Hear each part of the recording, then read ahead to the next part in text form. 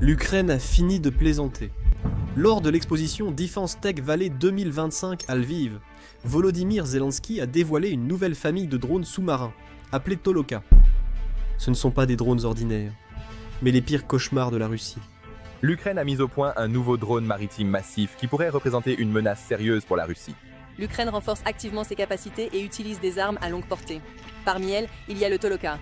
Conçu pour contester la domination russe en mer Noire et cibler ses atouts stratégiques, dont le pont de Crimée. Désormais, ce nouveau drone est quelque chose dont le Kremlin doit s'inquiéter.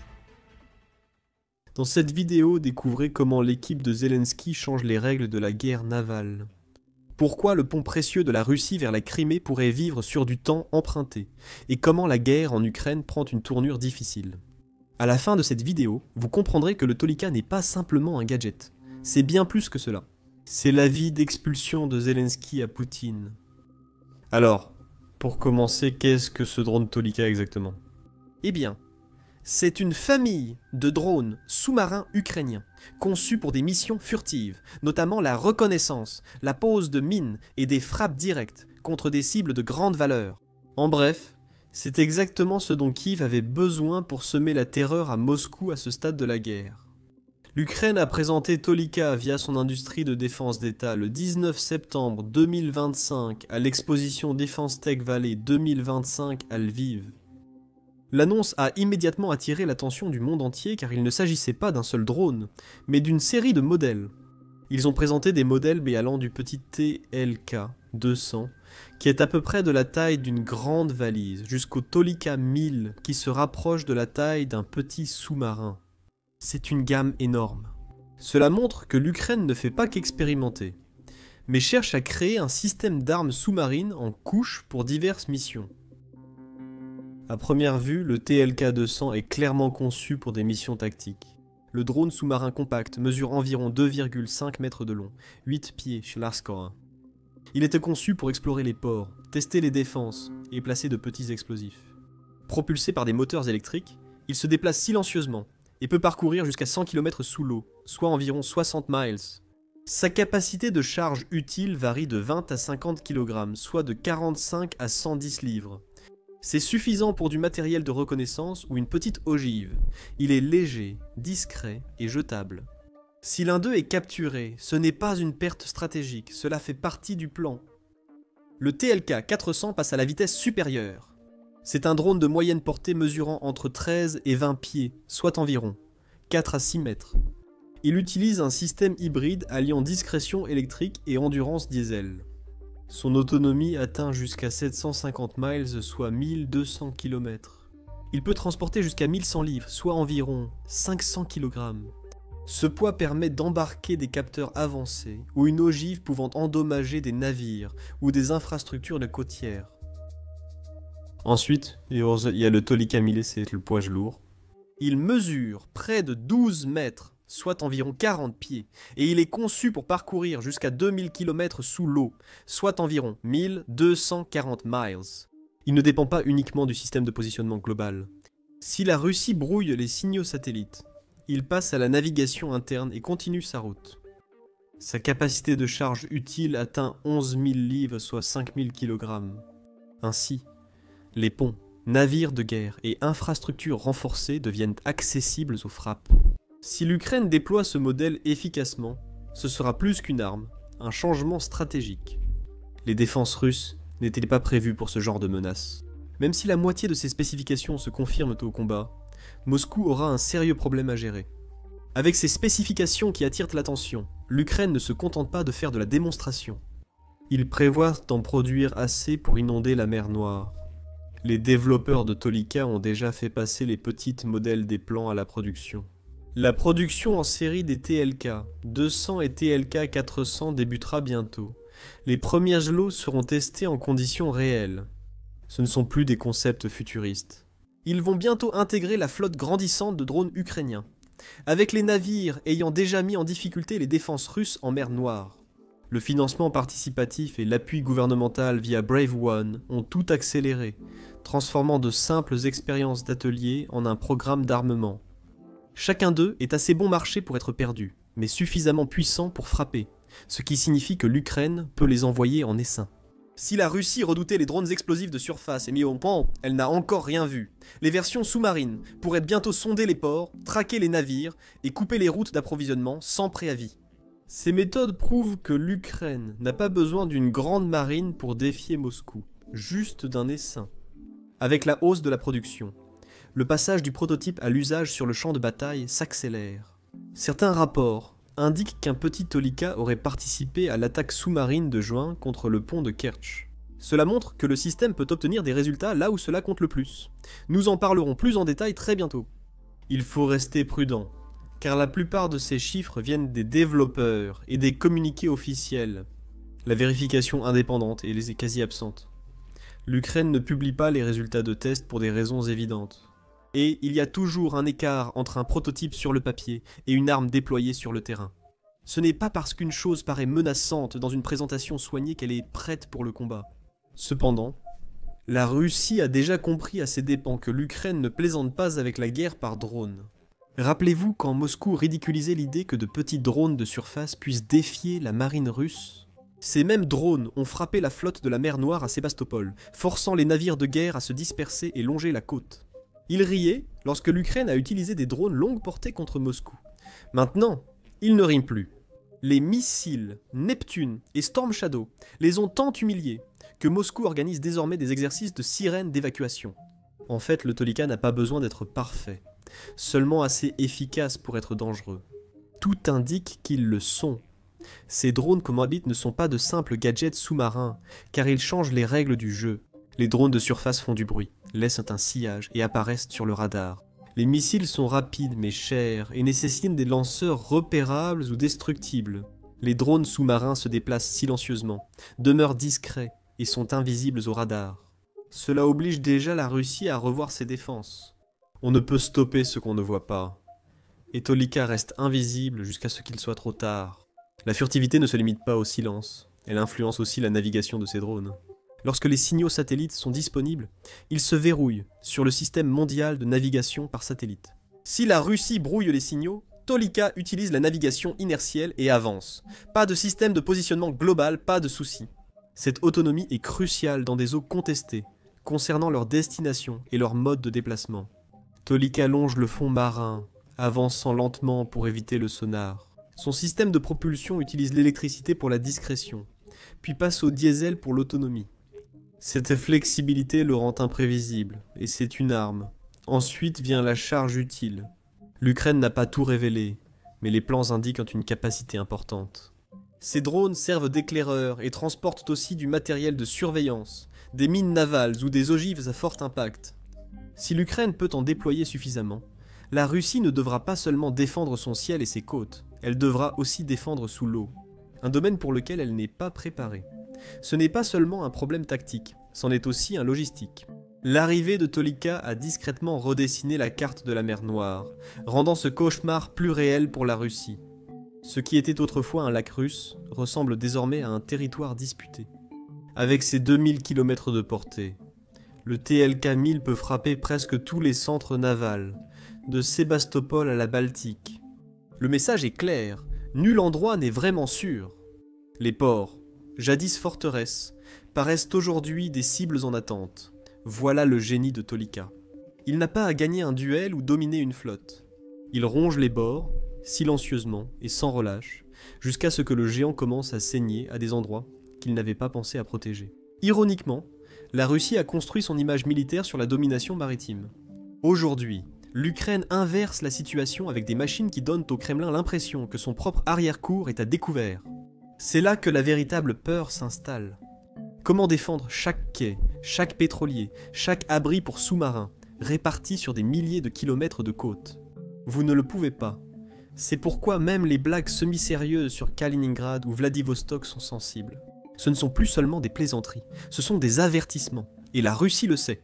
Tolika apporte quelque chose de nouveau sur le champ de bataille, l'imprévisibilité. Cela oblige Moscou à se défendre partout en même temps. Ce n'est pas qu'un casse-tête tactique, c'est aussi psychologique. Rien ne cause plus d'insomnie que de craindre qu'un drone ukrainien prépare une fête surprise sous votre pont. Quand la Russie se demande où l'Ukraine frappera, celle-ci a déjà remporté la moitié du combat. Étirer les défenses, sur terre, en mer et désormais sous l'eau, accroît l'incertitude. C'est pourquoi le pont de Crimée demeure la cible principale. La Russie est déjà à bout de force. Les pénuries de main-d'œuvre, l'équipement obsolète et une modernisation incomplète ont laissé des failles dans son armée. Ajoutez à cela les menaces sous-marines. Les patrouilleurs ignorent ce qui se déplace sous eux. Les barrières de surface n'arrêteront pas quelque chose de lent et silencieux venant des profondeurs. Tolika oblige la Russie à se défendre dans un domaine pour lequel elle ne s'est pas entraînée. Ce type d'incertitude n'est pas seulement inconfortable, il est déstabilisant. Parlons maintenant de l'objectif, au-delà des spécifications. Tolika n'a pas été conçue dans le vide, elle a été développée avec une mission en tête, et cette mission, c'est le pont de Crimée. Dès le moment où la Russie a lancé son invasion à grande échelle, l'Ukraine a compris que le pont traversant le détroit de Kerch n'était pas simplement une infrastructure, c'était la bouée de sauvetage de l'occupation. S'étendant sur 19 km du continent russe jusqu'à la Crimée, le pont canalise tout ce dont Moscou a besoin pour maintenir son emprise sur la péninsule. Carburant, munitions, renforts, nourriture, pièces de rechange et symbolisme politique. Avant la guerre, la Russie avait plusieurs routes d'approvisionnement.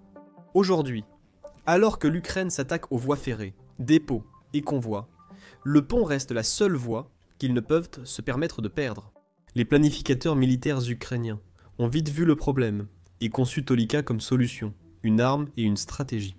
Les drones de surface avaient déjà prouvé leur valeur en frappant des navires russes et des cibles côtières. Mais le pont de Crimée était différent, très gardé et sacré politiquement. Il fallait quelque chose de plus furtif, quelque chose qui pouvait passer sous les radars, longer le fond marin et frapper là où les défenses étaient les plus faibles. Le but n'est pas seulement d'endommager le pont, mais aussi de briser l'illusion qu'il incarne. Vladimir Poutine l'a inauguré personnellement, en 2018, traversant le pont dans un camion orange vif, tandis que les médias russes le présentaient comme la preuve que la Crimée était à jamais russe. À chaque frappe ukrainienne sur le pont, non seulement la logistique est perturbée, mais aussi le récit. Cela oblige Moscou à admettre que même ses atouts les plus précieux sont vulnérables. C'est pourquoi l'Ukraine veut que le pont disparaisse, non seulement pour étouffer les lignes d'approvisionnement, mais aussi pour briser le récit que la Russie se raconte à elle-même et au monde. Tolika est l'outil conçu précisément pour cela.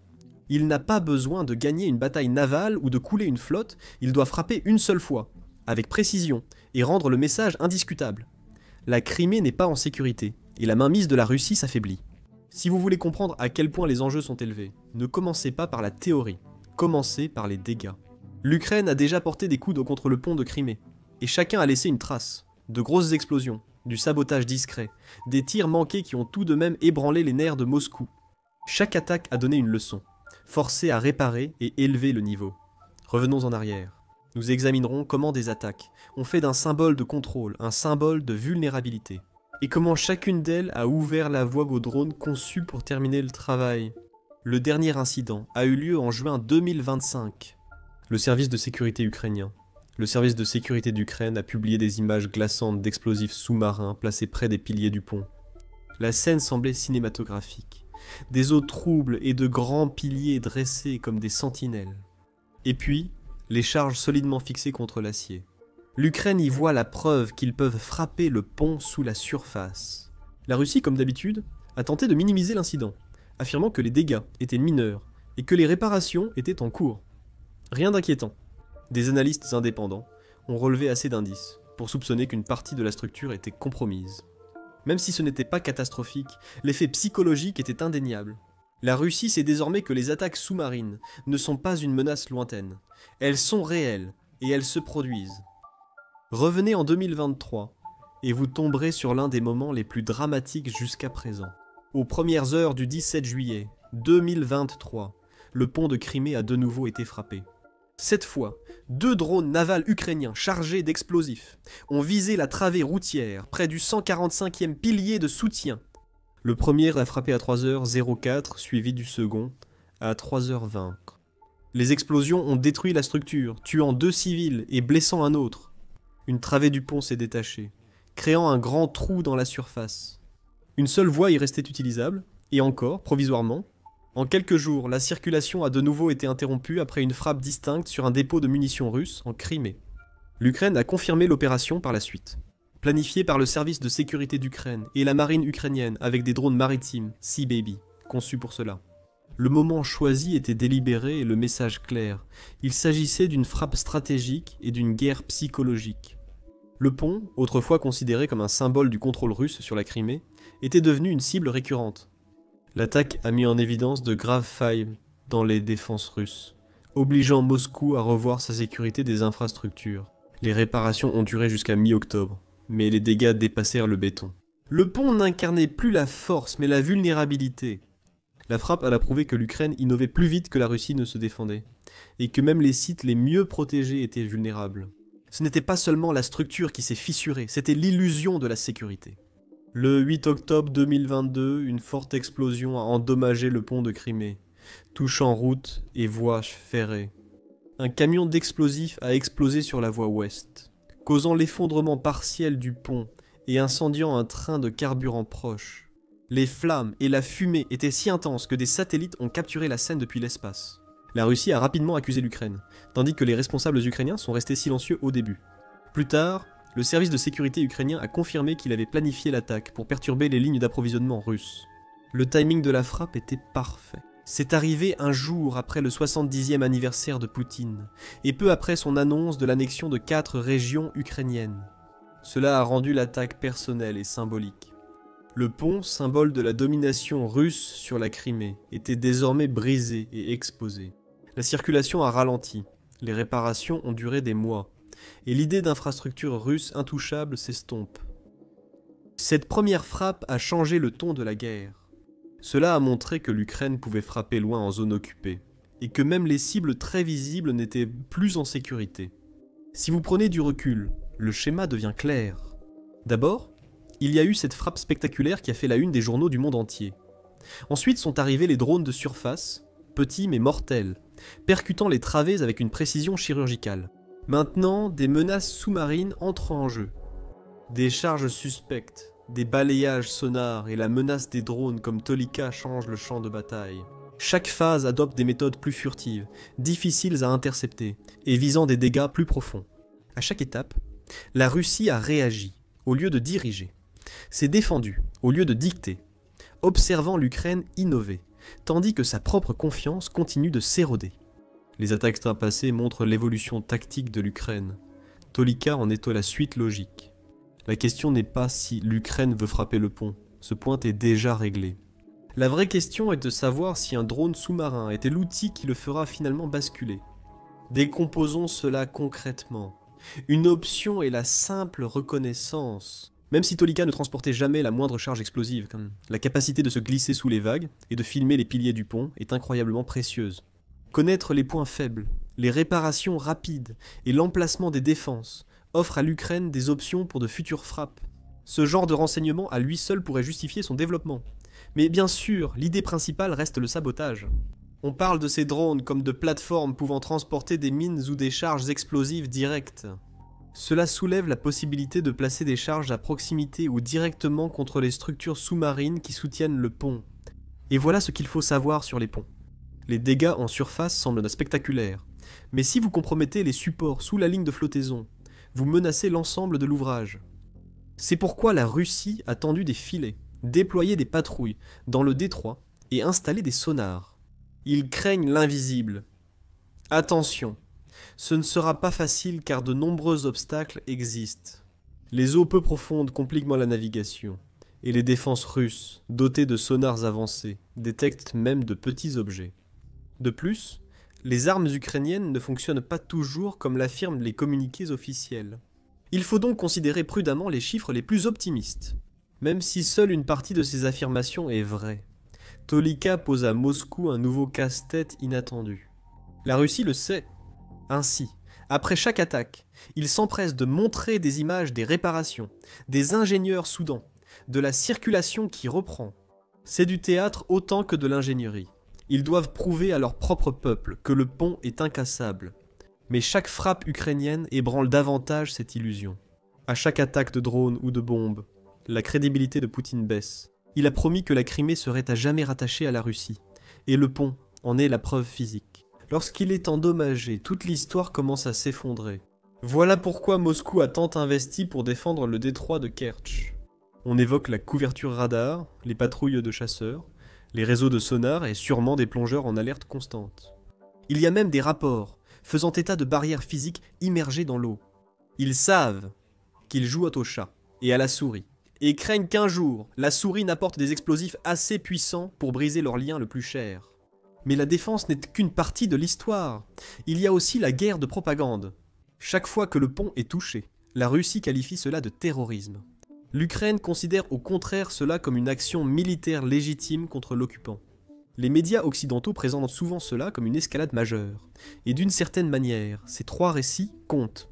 Moscou doit persuader sa population que la guerre ne menace pas le territoire russe. Kiev doit démontrer qu'aucune cible n'est sûre tant que la Crimée reste occupée. Et le monde doit décider si couper une ligne d'approvisionnement est une action militaire légitime.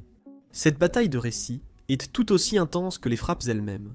Et puis, il y a le risque d'escalade. Pour Poutine, le pont est plus qu'une infrastructure. C'est le symbole de son pouvoir. S'il estime le pont durablement menacé, il pourrait devenir plus agressif ailleurs. C'est un des paris de l'Ukraine. Ils savent qu'attaquer le pont fait très mal à la Russie. Mais ils savent aussi que chaque frappe comporte un risque de représailles. Cette tension est présente à chaque drone que l'Ukraine lance vers la Crimée. La logique est simple. Pour affaiblir la Russie en Crimée, l'Ukraine doit viser principalement le pont de Kertch.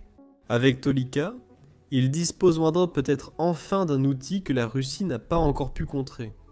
Qu'ils réussissent ou échouent, le simple fait que ces drones sous-marins existent a déjà forcé Moscou à adopter une posture défensive. Au-delà des titres et des discours, ces frappes sous-marines ont des impacts dépassant les soldats et l'acier. Elles touchent la mer elle-même et le commerce qui y transite. Vous voyez, la mer Noire est bien plus qu'une zone de guerre. C'est une autoroute pour la nourriture et le carburant du monde, transportant le grain ukrainien et le pétrole russe vers des marchés qui s'étendent de l'Afrique au Moyen-Orient. Ainsi, chaque nouvelle arme testée là-bas a des conséquences bien au-delà du front. Les drones comme Tolika menacent non seulement les navires et ponts, mais aussi les routes commerciales essentielles au monde. Et les risques ne sont pas seulement militaires. Une explosion près d'un port ou d'un pétrolier risquerait de répandre du carburant, polluant poissons et plages. Pendant des années, l'Ukraine a ciblé des objectifs militaires, mais Moscou proteste rapidement, accusant Kiev de menacer les navires civils. Chaque frappe ravive les craintes sur la sécurité de la navigation dans le détroit de Kertch. Si les pétroliers et cargos font des détours, les coûts augmentent et les livraisons ralentissent, surtout pour les pays dépendant du blé ukrainien bon marché. C'est un équilibre délicat. Les drones sous-marins pourraient stopper les exportations pétrolières russes, privant sa machine de guerre de milliards. Ce genre de pression économique pourrait en fait raccourcir le conflit et sauver des vies sur Terre. Cela rend aussi le transport maritime mondial plus cher et fragile, les assureurs ayant déjà relevé les tarifs après les attaques de drones d'octobre en Crimée. La vérité, c'est que la mer ne se soucie pas de qui a raison ou tort, elle ne prend pas parti, elle absorbe simplement les conséquences. Et c'est ce qui fait de Tolika une arme à double tranchant. Une arme susceptible de faire basculer la guerre pour l'Ukraine, mais risquant de bouleverser le commerce mondial et de rendre la mer Noire bien plus dangereuse pour tous. Ces répercussions nourrissent le débat sur le fait de savoir si frapper le pont dépasse les limites ou reste conforme aux règles de la guerre. Examinons ce sujet. Mais les explosions ne sont qu'une partie de l'histoire. Le reste se joue dans les tribunaux, les routes maritimes et les réunions stratégiques. Chaque frappe de drone laisse une trace difficile à voir mais tout aussi réelle. Alors, explorons un autre angle de toute cette saga des drones contre les ponts. On n'en parle pas autant, mais c'est tout aussi important que les explosions et l'ingénierie. La question est de savoir si attaquer le pont de Kertch est légal et moral. Moscou veut faire croire que la réponse est évidente. Il qualifie chaque attaque de terrorisme, accusant l'Ukraine de viser des biens civils sans motif. Mais ce n'est pas toute la vérité. Juridiquement, le droit international distingue infrastructures civiles et objectifs militaires. Le pont de Kertch appartient clairement à la seconde catégorie. Ce n'est pas seulement un passage pour les voitures en vacances, communication ou commerce, mais aussi pour les convois militaires russes, blindés, camions citernes et trains logistiques. Selon les lois de la guerre, cela en fait une cible militaire légitime. Et du point de vue de l'Ukraine, cela suffit amplement. Si vous coupez le pont, vous coupez l'afflux d'armes et de renforts vers le territoire occupé. Ce n'est pas de la terreur, c'est de la stratégie. Cependant, le débat moral est un peu plus compliqué. D'un côté, des risques existent pour les civils. Si vous faites s'effondrer une section où des voitures ordinaires circulent, il ne fait aucun doute que des gens pourraient être blessés. L'Ukraine affirme que maintenir le pont intact prolonge l'occupation russe et aggrave les souffrances dans les villes et villages ukrainiens. Pour eux, perturber cette ligne de vie est une nécessité militaire et un moyen d'accélérer la fin de la guerre. C'est un calcul difficile, mais les guerres reposent sur de tels calculs. Avec du recul, les attaques contre le pont de Kerch et la montée des drones comme Tolika révèlent un changement plus large dans la conduite des guerres. La domination navale reposait autrefois sur la taille des navires, la profondeur des sous-marins ou la puissance des porte-avions. Aujourd'hui, plus besoin d'un destroyer à 1 milliard pour faire la différence. Un pays assiégé peut fabriquer un drone bon marché qui force une superpuissance à dépenser des millions pour se protéger. C'est la guerre asymétrique dans toute sa brutalité. L'Ukraine prouve que les combats David contre Goliath ne se limitent pas à la terre. Ils se sont déplacés sur l'eau. Et il n'y a pas que l'Ukraine qui prend des notes. Lorsque des drones maritimes attaquent un navire russe ou qu'un système sous-marin menace un pont stratégique, les armées du monde entier observent. Attendez-vous à voir plus de véhicules sans pilote dans l'eau. Polyvalents, moins chers que les flottes classiques, ils effraient les adversaires bien plus que les armes conventionnelles. L'OTAN se réajuste déjà. Si les drones franchissent les défenses en mer Noire, ils peuvent aussi le faire en Baltique ou en Méditerranée. Les marines occidentales adaptent leurs réseaux sonars, doctrines et se préparent à un avenir dominé par les essaims sans pilote. Ce n'est pas de la science-fiction, c'est la réalité du champ de bataille. Mais l'OTAN n'est pas la seule à observer. La révolution des drones en Ukraine entraîne des accords et des mesures de défense mondiaux. À Washington et à Bruxelles, Tolika est bien plus qu'un prototype. C'est la preuve que Kiev peut transformer le soutien occidental en quelque chose que Moscou craint réellement. Une délégation ukrainienne a récemment présenté un plan de production conjointe aux États-Unis. La formule est simple. L'Ukraine apporte des conceptions éprouvées sur le champ de bataille. L'Amérique apporte les usines et le financement. Ensemble, ils pourraient produire massivement des chasseurs sans pilote inégalés par la Russie. L'Europe progresse tout aussi vite. À la frontière et de l'OTAN, la Pologne, la Lituanie et la Roumanie s'activent à construire un mur de drones. C'est un bouclier numérique, fait de radars et de brouilleurs, conçu pour stopper les intrusions russes. Il s'inspire directement de la stratégie de l'Ukraine, en particulier de la façon dont Tolika déjoue les défenses russes. Le Danemark et la Pologne ont déjà signalé des drones mystérieux près de leur base. Soudainement, l'expérience de l'Ukraine n'est plus seulement un combat local, c'est un manuel de survie.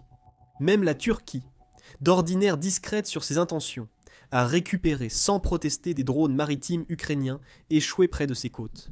Ce silence en dit plus qu'un communiqué de presse. Ce n'est plus de l'aide, mais le début d'une alliance technologique. Le succès de Tolika pourrait permettre d'accéder à des systèmes auparavant interdits, tels que les missiles Tomahawk ou les batteries Patriot. Chaque avancée ukrainienne pousse les capitales de l'OTAN à se demander « Si Kiev accomplit autant avec si peu, que se passerait-il avec plus ?» Moscou, bien sûr, est furieuse. La télévision d'État russe qualifie cela d'escalade imprudente. Les responsables du Kremlin murmurent à propos de lignes rouges. Le silence de Poutine après les récentes explosions près de la Crimée raconte une autre histoire. Pas de discours triomphant, pas de déclaration enflammée, juste un embarras silencieux alors que ses atouts intouchables continuent d'être touchés. Et ce silence est un signal. Les alliés occidentaux sentent la faiblesse et ils redoublent d'efforts. Si Tolika influence la mer Noire, l'argent et les armes occidentales afflueront. Ce qui a commencé comme une expérience ukrainienne est désormais une résistance mondiale contre un empire qui pensait que l'intimidation suffisait pour régner. Pour la Russie, la réalité immédiate est sombre. Ils s'efforcent de s'adapter. Nous les avons vus ajouter des batteries de défense aérienne, disperser les dépôts de carburant et lancer des patrouilles autour du détroit de Kerch. Ils savent que chaque attaque contre ce pont affaiblit leur effort de guerre et leur propagande. Mais il y a une limite à ce qu'ils peuvent faire. Ils peuvent réparer l'acier, poster des gardes sur l'eau, crier au terrorisme à la télévision d'État. Ce qu'ils ne peuvent pas faire, c'est effacer le fait que l'Ukraine les force à se mettre sur la défensive encore et encore. C'est là qu'intervient Tolika. Même sans l'utiliser contre le pont de Kerch, sa seule existence constitue une arme psychologique. La prochaine attaque peut venir d'au-dessus, sur ou sous l'eau, à vous de choisir. Cette incertitude prive les planificateurs russes de sommeil, les poussant à réfléchir à la gestion des ressources, à la concentration des défenses et au coût du pont. Alors, Où cela nous mène-t-il? Le pont de Kerch est plus que du béton et de l'acier. C'est un symbole, une bouée de sauvetage militaire et un trophée de propagande réunis en un seul. Chaque frappe de l'Ukraine, même sans destruction totale, rappelle à Moscou qu'aucune cible n'est intouchable. L'essor de systèmes comme Tolika montre que l'Ukraine ne fait pas que survivre à cette guerre, elle innove sous le feu. Chaque drone, chaque frappe, chaque test des défenses russes réécrit les règles de la guerre moderne. L'idée que seules les superpuissances dominent mer et cieux s'effondre. Les nations intelligentes et créatives peuvent désormais développer des armes qui font pencher la balance contre des adversaires bien plus grands. La Russie peut réparer le pont, renforcer les défenses et diffuser sa propagande, mais la réalité profonde reste difficile à changer. L'Ukraine a bouleversé la situation, et le pont ne sera plus jamais sûr. Voilà la vraie leçon. Le pont de Kerch peut encore être réparé et gardé, mais ses jours en tant que lien sûr et fiable sont terminés. La question n'est plus s'il sera frappé, mais quand, comment et avec quoi. Que ce soit Tolika, un missile, ou une autre surprise provenant de l'arsenal grandissant de l'Ukraine, la bataille pour le pont est loin d'être terminée. Pour le reste du monde, c'est un avertissement. La guerre évolue plus vite que prévu.